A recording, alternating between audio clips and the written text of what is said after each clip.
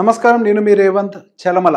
So ఈరోజు ఒక problem గురించి డిస్కస్ చేయాలనుకుంటున్నాను. చాలామందికి ఇది ఒక ఐ ఓపెనర్ వీడియో అవ్వచ్చు. సో ఎప్పుడు ఇల్లు అనేది ఒకటి కొంటే చాలా ప్రాబ్లమ్స్ మనకి కొని తెచ్చుకుంటూ ఉంటాము అనే విషయం గురించి మాట్లాడితే దానికి రకరకాల కౌంటర్స్. రియల్ ఎస్టేట్ పెరుగుతుంది, దానికి మనకి రెంటల్ ఈల్డ్ వస్తుంది. ఎస్, ప్రతి ఒక్క దాని గురించి ఇప్పుడు డిస్కస్ చేద్దాం. మనకి రియల్ ఎస్టేట్ ఎంత పెరుగుతుంది, రెంటల్ ఈల్డ్ ఎంత వస్తుంది, దాంతో మనం ఎలా అచీవ్ చేయాలి అని. సో ఇప్పుడు వస్తున్న యావరేజ్ ప్రాబ్లమ్స్ అంతా ఎంత, నా దగ్గరకు వచ్చే వాళ్ళ ఏజ్ గ్రూప్ అంతా కూడా యావరేజ్గా ఒక 40 years ఆ టైంలో వస్తూ ఉంటారు. అప్పుడు వచ్చిన తర్వాత then they want to plan for their future. Sir నాకు ఫైనాన్షియల్ ఫ్రీడమ్ కావాలి, ఇంకెక్కువ కాలం వర్క్ చేయలేకపోవచ్చు, నేను కార్పస్ని అచీవ్ చేయాలి, పిల్లలు పెద్దవాళ్ళు అవుతున్నారు, వాళ్ళ ఎడ్యుకేషన్ కోసం డబ్బులు కావాలి, అండ్ వాళ్ళ మ్యారేజెస్ కోసం డబ్బులు కావాలి, అసెట్ క్రియేషన్ ఏం ప్రాపర్గా చేయలేకపోయాను, ఇలా వచ్చిన వాళ్ళు చాలామంది ఉన్నారు. సో బేసిక్గా వాటి గురించి కంగారపడి వెంటనే కొనకండి అని చెప్పగానే టక్కున వీడియో కింద వెంటనే కామెంట్స్ పెడుతూ ఉంటారు. ఏమని, నేను చాలా ప్రాపర్టీస్ కొన్నా, real estate is god. Yes, real estate is god. I don't have any problem with the real estate, but here I want to explain you. And before అంటే posting a comment, please try to understand. ప్రతి ఒక్కటి జీతం, వాళ్ళ family situations ఒకటి కాదు. So బేసిక్గా majority of the people A problem అయితే face అవుతున్నారో దాన్ని అడ్రస్ చేసే ప్రయత్నం చేస్తున్నాను. So here I start the story. మన దగ్గర ఇద్దరు క్యాండిడేట్స్ ఉన్నారా అని అనుకుందాం. ఒకళ్ళు భీమ్, ఇంకొకళ్ళు రామ్. సో ఇద్దరు 2 different క్యాండిడేట్స్. ఒకళ్ళు వచ్చేసరికి ఒక ట్రెడిషనల్ పర్సన్. సో ఇప్పుడు నాకు 30 సంవత్సరాల వయసు వచ్చింది. So I want to buy A house. ఇప్పుడు ఎటువంటి పరిస్థితులు ఇల్లు కొనుక్కోవాలి, and there is a peer pressure, parents pressure, ఇదంతా కూడా ఉంది. So this was the most common problem in the society. So ఆ ప్రాబ్లంకి అనుకూలంగానే ఆయన ఒక ఇల్లు కొన్నాడు, భీమ్ అని అనుకుందాం. సో ఇంకొక పర్సన్, మనకి ఇంకొక సైడ్ రామ్ ఉన్నాడు. సో తను, నేను ఇప్పుడప్పుడే నేను ఇల్లు కొన్నాను, నాకు చాలా క్లారిటీ ఉంది, నాకు ఫస్ట్ ఫైనాన్షియల్ అసెట్ కావాలి, ఒక లంసమ్ అమౌంట్, అండ్ దాంతోపాటుగా ఇన్ఫ్లేషన్ వల్ల పిల్లల ఎడ్యుకేషన్ కాస్టింగ్ పెరిగిపోతుంది, వాళ్ళ మ్యారేజ్ కాస్టింగ్ పెరుగుతుంది. సో ఇవన్నీ కూడా పెరుగుతున్నాయి. సో నేను ఫస్ట్ వాటిని అడ్రస్ చేయాలనుకుంటున్నారు. సో బేసిక్గా రామ్ ఏమో రెంట్ కట్టడానికి ప్రిపేర్ అయ్యాడు, భీమ్ ఏమో ఈఎంఐ కట్టడానికి ప్రిపేర్ అయ్యాడు. సో వీళ్ళిద్దరి కేసెస్లో మ్యాథ్ ఎలా వర్క్ అవుతుంది, లాంగ్ టర్మ్లో ఎవరు బెటర్గా financial assets or assets, it could be anything, so called financial ఫ్రీడమ్ని ఎవరు ఫస్ట్ అచీవ్ చేయగలుగుతారు అన్న పాయింట్ గురించి ఒక్కసారి మీకు ఎక్స్ప్లెయిన్ చేసే ప్రయత్నం చేస్తాను. సో లెట్స్ అస్యూమ్ భీమ్ వయసు వచ్చేసరికి 30 సంవత్సరాలు. సో ఇద్దరిది కూడా మనం 30 years ఏజ్ గ్రూపే తీసుకుంటున్నాం. అండ్ శాలరీ వచ్చేసరికి మనకి 1,50,000 రూపాయలు. అండ్ అతని ఎక్స్పెన్సెస్, ఆయన ఇల్లు కొంటున్నాడు కాబట్టి excluding the rent and expenses ఒక 75,000 రూపాయలుగా ఉన్నాయని అనుకుందాం. 75,000 ఎందుకు ఉంటాయి, ఈ కామెంట్స్ పెట్టకండి, ఒక్కొక్కరికి ఒక్కొక్కలాగా ఉంటుంది. హైదరాబాద్ లాంటి మెట్రోపాలిటన్ సిటీలో ఉండే వాళ్ళకి 75,000 most common. And even Tier 2 టౌన్స్లో ఉండే వాళ్ళకి కూడా చాలా మందికి 75,000 చాలా కామన్గా అవుతుంది. It could be diesel expenditure, petrol expenditure, rents అవ్వచ్చు, electricity bills, internet bills, phone bills, బట్టల షాపింగ్, ఫుడ్, ఇట్లా XYZ, పిల్లల చదువులు, 75,000 చాలా కామన్గా అవుతుంది. సో ఇది ఎగ్జాంపుల్ కోసం తీసుకుంటున్నాను, మీది వేరే ఉండొచ్చు. సో ఇక్కడ పాయింట్ని మాత్రమే ఫోకస్ చేయండి, don't be so specific. Expenses is around 75,000 అని అనుకుందాం. సో అతని టార్గెట్ ఏంటి, ఒక ఇల్లు కొనుక్కోవాలి. ఆ ఇంటి యొక్క విలువ ఎంత, 1,00,00,000 రూపాయలు. అతని దగ్గర ఆల్రెడీ ఒక 20 లక్షలు, అంటే 20% డౌన్ పేమెంట్ చేయడానికి డబ్బులు ఉన్నాయని అనుకుందాం. సో ఈ డౌన్ పేమెంట్ ఒక 20 లక్షల రూపాయలు చేశారు. ఒక 80 లక్షల రూపాయల వరకు కూడా అతను ఈఎంఐలోకి వెళ్ళిపోయారు. సో 80 లక్షల రూపాయలు కనుక ఈఎంఐలోకి వెళ్ళిపోతే అతను ప్రతి నెల, ఇప్పుడు ఇక్కడ పెట్టాం కదండి, 80 లక్షల రూపాయలు, 20 years tenure, 9.2 interest rate. So దానికి గాను 73,000, అంటే సుమారుగా రౌండ్ ఆఫ్ చేసుకోండి 75, బట్ క్యాలిక్యులేషన్ వచ్చి 73 కన్సిడర్ చేశాను. 73,000 ఈఎంఐ పే చేయాలి అనేది అతని సంబంధించిన టార్గెట్. సో అందరు ఇక్కడ ఆర్గ్యుమెంట్ ఏమిస్తారు, instead of paying a rent, మనం ఇక్కడ ఈఎంఐ అనేది కనుక పే చేసినట్లయితే అక్కడ మనకి ఫైనల్గా 20 yearsకి ఒక ప్రాపర్టీ మిగిలిపోతుంది కదా అనేది ఒక ఆర్గ్యుమెంట్ ఉంటుంది కదా. సో దానికి సంబంధించి ఇక్కడ ఒక క్యాలిక్యులేషన్ మొత్తం కూడా చేసి పెట్టాను. చిన్న చితక ఎర్రర్స్ ఉంటే ఎర్రర్ ఏంటో కామెంట్ చేయండి, దాని మీద నేను తర్వాత ఎప్పుడైనా మళ్ళీ అంటే క్లారిఫై చేసే ప్రయత్నం చేస్తాను. సో బేసిక్గా the case A, for example మనకి భీమ్ అనుకున్నాం కదా. సో తను ఏం చేస్తున్నారు, Year 1లో మనకి యావరేజ్గా 73,000 నెలకి ఈఎంఐ, అంటే సంవత్సరానికి వచ్చేసరికి 8,76,000 రూపాయలు ఇయర్లీ పే చేస్తున్నాడు. సో బేసిక్గా అదే ఇంకొక కేసులో మనకి రామ్ వచ్చేసరికి రెంట్ పే చేస్తున్నాడు. అదే ఒక 1,00,00,000 రూపాయలు ఉండేటువంటి ఇంటికి రెంట్ మంత్లీ ఎంత ఉంటుంది, సుమారుగా ఉంటే ఒక 25,000, లేదంటే 30,000 అంతే. లెట్స్ టేక్ హయ్యర్ కేస్, 30,000 రూపాయలు ఇంటి రెంట్ ఉంది. సో దాన్ని సంవత్సరానికి క్యాలిక్యులేట్ చేస్తే 3,60,000 రూపాయలు ఇతనికి ఖర్చు అవుతుంది. ఇదే ఇంటికి ఇతనేమో 8,76,000 పే చేస్తున్నాడు భీమ్, అండ్ రెంట్ పే చేసేటువంటి రామ్ ఏమో మనకి 3,60,000 పే చేస్తున్నారు. సో బేసిక్ ఇక్కడ ఈ అమౌంట్లో నుంచి ఈ అమౌంట్ని మైనస్ చేస్తే అంటే ఈఎంఐ పే చేయాలి అని డిసైడ్ అయ్యాం కదా. సో బేసిక్గా దాంట్లోంచి రెంట్ పే చేసిన తర్వాత ఉన్నటువంటి డిఫరెన్స్ అమౌంట్ ఉంటుంది కదా, ఆ డిఫరెన్స్ అమౌంటే మనకి 5,16,000 వరకు కూడా వస్తుంది. సో మన ఇయర్ ఎండింగ్కి ఈ అమౌంట్ ఏదైతే ఈఎంఐ పే చేయకుండా రెంట్ పే చేయడం వల్ల మిగుల్చుకున్నామో దాన్ని ఇన్వెస్ట్ చేస్తే, ఈ అమౌంట్ని కనుక మనం ఇన్వెస్ట్ చేస్తే ఈ 5,16,000ని మనకు అది నెక్స్ట్ 19 ఇయర్స్లో, సో బేసిక్గా 1 ఇయర్ పోయిన తర్వాత మనం ఇన్వెస్ట్ చేస్తున్నాం అని అనుకున్నాం.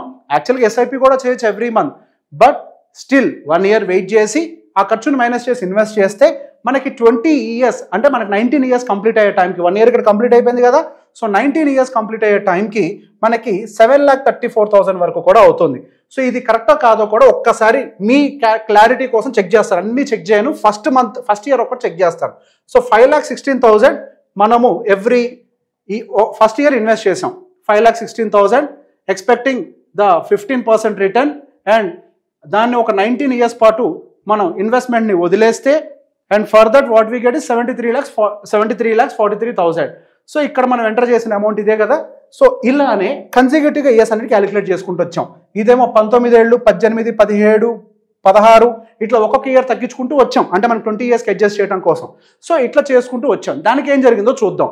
ఇప్పుడు ఈ EMI and rent almost match అవ్వడానికి మనకి 16 ఆల్మోస్ట్ 16 ఇయర్స్ ఆర్ 15 ఇయర్స్ వరకు కూడా టైం పడుతుంది. నియర్లీ 15 ఇయర్స్ వరకు కూడా రెండు ఈక్వల్ అవడానికి టైం పడుతుంది. సో బేసిక్గా ఇక్కడున్న కేసులో ఏం చేస్తున్నామని అంటే వీఆర్ నాట్ ఇన్వెస్టింగ్. సో బేసిక్గా ఈ మనీని ఏదైతే ఈఎంఐ కంటే ఎక్స్ట్రా రెంట్ పే చేస్తున్నామో ఆ మనీని మన ఇన్వెస్ట్మెంట్స్ నుంచి మైనస్ చేసుకుంటూ కూడా వచ్చేస్తున్నాం. ఓకే, సో బేసిక్ ఇది కూడా అంటారు, ఒక టైం దాటిన తర్వాత మళ్ళీ ఈఎంఐతో కంపేర్ చేస్తే రెంట్ పెరుగుద్ది కదా, మన ఇన్వెస్ట్మెంట్లో నుంచి వాటిని కూడా మైనస్ చేస్తున్నాం. మనం ఎంతైతే చేతిలోంచి కడతామో అంతే కడతాం. So again I'm trying to explain, this is the EMI column, every month every year pay చేసేది. This is the rental column, every year calculate చేసేది. సో రెంట్ పెరుగుతుంది కదా, yes I have taken the rent increase, 7% increase తీసుకున్నాను. సహజంగా residential rental increase 5% ఉంటుంది, but for your convenience I have taken it as 7%. 7% మంద మనకి rent పెరుగుతుంది అనే క్యాలిక్యులేట్ చేసుకుంటూ వచ్చారు. That is the reason why 15 years తర్వాత ఎంతో మనకి ఈఎంఐ కంటే కూడా రెంట్ అనేది డామినేట్ చేయడం మొదలుపెట్టింది. సో ఇట్లా క్యాలిక్యులేట్ చేయడం మొదలు పెడితే టోటల్ మనం బ్యాంకుకు పే చేసేది 1,75,00,000 పే చేస్తున్నాం. అదే రెంట్ రూపంలో కనుక మనం చూస్తే దానికి పే చేసేది 1,47,00,000గా పే చేస్తున్నాం. అదేవిధంగా మనం టోటల్ ఇన్వెస్ట్మెంట్ వాల్యూ, సో ఈ డిఫరెన్స్ వాల్యూని కదా ఈఎంఐ పోను మనం ఏదైతే రెంట్ మిగులుతుందో దాన్నే కదా ఇన్వెస్ట్ చేసేది. సో బేసిక్గా దాన్ని మైనస్ అంతా పోను, రెంట్ మళ్ళీ తర్వాత ఉండే 5 సంవత్సరాలకు రెంట్ డబ్బులు ఎక్స్ట్రా ఉంటాయి కదా, దాన్ని మైనస్ చేయంగా మన 27 లక్షల రూపాయలని ఇన్వెస్ట్ చేయడం కోసం వాడుతున్నాం. సో ఏ ఇయర్కి ఆ ఇయర్ ఇన్వెస్ట్ చేస్తున్నాం. సో ఈ 27 లక్షల రూపాయలని మాత్రమే టోటల్గా ఇన్వెస్ట్ చేసింది. సో టోటల్గా ఫైనల్గా ఆ ఇన్వెస్ట్ చేసింది ఎంత, ఎక్కడ, మ్యూచువల్ ఫండ్లో 15% రిటర్న్ వచ్చే దగ్గర అందరూ అనుకునేదే యాజ్ యూజువల్ ఇన్వెస్ట్ చేసుకుంటూ వస్తే ఫైనల్గా టోటల్ యాడ్ చేసింది, రిటర్న్ వచ్చింది, ప్లస్ మైనస్ కూడా చేయంగా మనకు దగ్గర దాదాపుగా 3,38,00,000 మ్యూచువల్ ఫండ్లో అక్యూములేట్ అయింది. సో ఫైనల్ కంక్లూజన్ ఏంటి, ఇంకా ఉంది, I will tell you. So final conclusion ఏంటో కూడా ఒకసారి మీకు ఎక్స్ప్లెయిన్ చేస్తాను. సో బేసిక్గా ఇప్పుడు భీమ్ విషయంలోకి వచ్చేసరికి మనకి ఈఎంఐ అయిపోయేసరికి మన వయసు 50 సంవత్సరాలు అవుతుంది. మన వయసు అంటే భీమ్ అండ్ రామ్కి సంబంధించిన వయసులు 50 సంవత్సరాలుగా అవుతాయి. సో 50 సంవత్సరాల వయసు వచ్చే టైంకి మనకి అపార్ట్మెంట్ రేటు పెరుగుతుంది. అపార్ట్మెంట్ యొక్క రేట్ ఎంత పెరుగుతుంది అని అంటే యావరేజ్గా 7%. అంతే, మీరు ఎక్కడైనా కానీ వెరిఫై చేసుకోవచ్చు. 7% తోటే, ఇంకా కొన్ని ఏరియాస్లో అయితే 5-4% తోటే పెరుగుతాయి. బట్ స్టిల్ మనం ఒక 7% ఇంక్రీజ్ అవుతుంది అనుకుని కన్సిడర్ చేస్తే అది 3,85,00,000గా మనకి దీని యొక్క వాల్యూ అనేది అవుతుంది. సో బేసిక్గా డౌన్ పేమెంట్ మనం దాంట్లో నుంచి ఇప్పుడు మన టోటల్ వాల్యూ వచ్చింది కదా, దాంట్లో నుంచి మనం పెట్టిన పెట్టుబడిని మైనస్ చేస్తే కదా మన ప్రాఫిట్ ఏంటో తెలిసేది. We are doing the same. 20 లక్షలు డౌన్ పేమెంట్ చేసాం, మైనస్, అండ్ ఈఎంఐ దాదాపుగా మనం 1,75,00,000 చేసాం, minus. So the net house gains మన టోటల్గా ఇంటి మీద పెట్టుబడి పోను 20 సంవత్సరాల తర్వాత ఉన్నటువంటి రియల్ గెయిన్స్ ఎంత అంటే 1,90,00,000 రూపాయలు. అదేవిధంగా రామ్ విషయంలో కనుక చేస్తే సేమ్ అదే 50 సంవత్సరాలకి ఫస్ట్ తన దగ్గర కూడా 20 లక్షలు ఉన్నాయి. ఇతనేమో అపార్ట్మెంట్ కొన్నాడు, అతను ఏం చేశాడంటే ఆ 20 లక్షల రూపాయలని లంసమ్ కింద ఒకటేసారి 20 సంవత్సరాల కోసం ఇన్వెస్ట్ చేసి పడేశాడు. ఇన్వెస్ట్ చేసి పడేసినందుకు గాను అతని దగ్గర ఆ క్యాష్ కాంపోనెంట్ 20 లక్షలు ఏదైతే ఉందో 20 ఇయర్స్ తర్వాత అది ఒకటే 3,27,00,000గా మారింది. అండ్ ఆ తర్వాత ఎవ్రీ ఇయర్ కాంట్రిబ్యూట్ చేశాడు కదా, ఇగో ఇక్కడ మిగిలిన డబ్బులు ఈఎంఐ మైనస్ రెంట్ పోని డిఫరెన్స్ అమౌంట్ అంతా ఇన్వెస్ట్ చేశాడు కదా. సో ఈ డిఫరెన్స్ అమౌంట్ ఏదైతే తను ఇన్వెస్ట్ చేశాడో ఆ ఇన్వెస్ట్మెంట్ యొక్క వాల్యూ దాదాపుగా 3,38,00,000, 3,38,00,000గా మారింది. సో ఓకే, మరి ఇప్పటిదాకా ఏం చేశాడు, రెంట్ పే చేశాడు కదా, దాని మైనస్ చేయవా అంటే అది కూడా చేసాం. టోటల్గా ఇప్పటిదాకా 1,77,00,000 రూపాయలు రెంట్ పే చేశాడు. అండ్ దాంట్లో నుంచి మరి ఇక్కడేమి ఇన్వెస్ట్మెంట్ వాల్యూ మైనస్ చేశాం కదా, ఇక్కడ కూడా ఇన్వెస్టెడ్ వాల్యూ మైనస్ చేయాలి. ఏమేమి ఇన్వెస్ట్ చేశాడు, క్యాష్ ప్లస్ ఇయర్లీ. సో అంటే క్యాష్ అంటే ఏంటి, down payment 20 lakhs plus 27 lakhs yearly కొద్దిగా ఏదైతే ఇన్వెస్ట్ చేస్తాడో ఆ అమౌంట్ని కూడా మనం ఇంక్లూడ్ చేసాం. సో దాన్ని ఈ రెండింటిని మైనస్ చేస్తే నెట్ గెయిన్స్ 4,70,00,000 రూపాయలుగా తేలింది.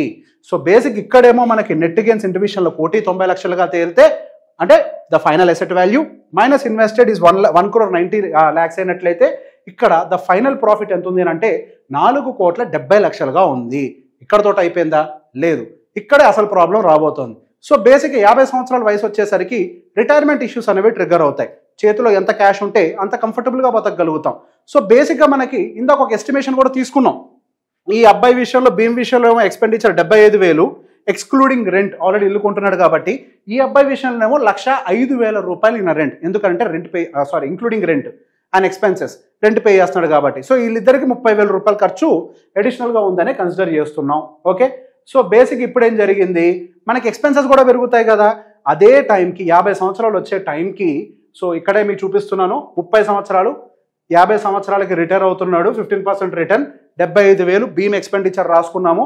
సో ఇక్కడికి వచ్చేసరికి ఫైనల్గా మన మంత్లీ ఎక్స్పెండిచర్ వచ్చేసరికి 2,90,000గా మారిపోద్ది.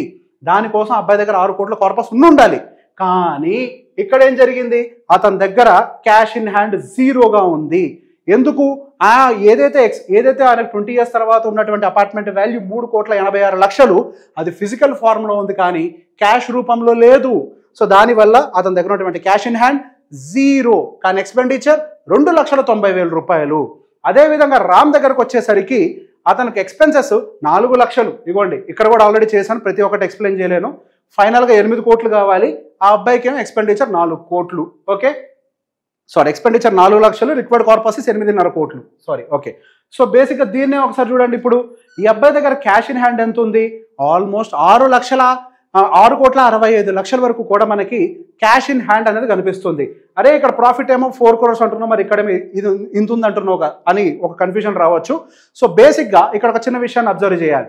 ఇక్కడ మనం ఇన్వెస్టెడ్ వాల్యూ మైనస్ చేసి నెట్ ప్రాఫిట్ చెప్తున్నాం, but the final value cash ఏదైతే ఇన్వెస్ట్ చేశాడో దాని యొక్క వాల్యూ 3,25,00,000 ఉంది.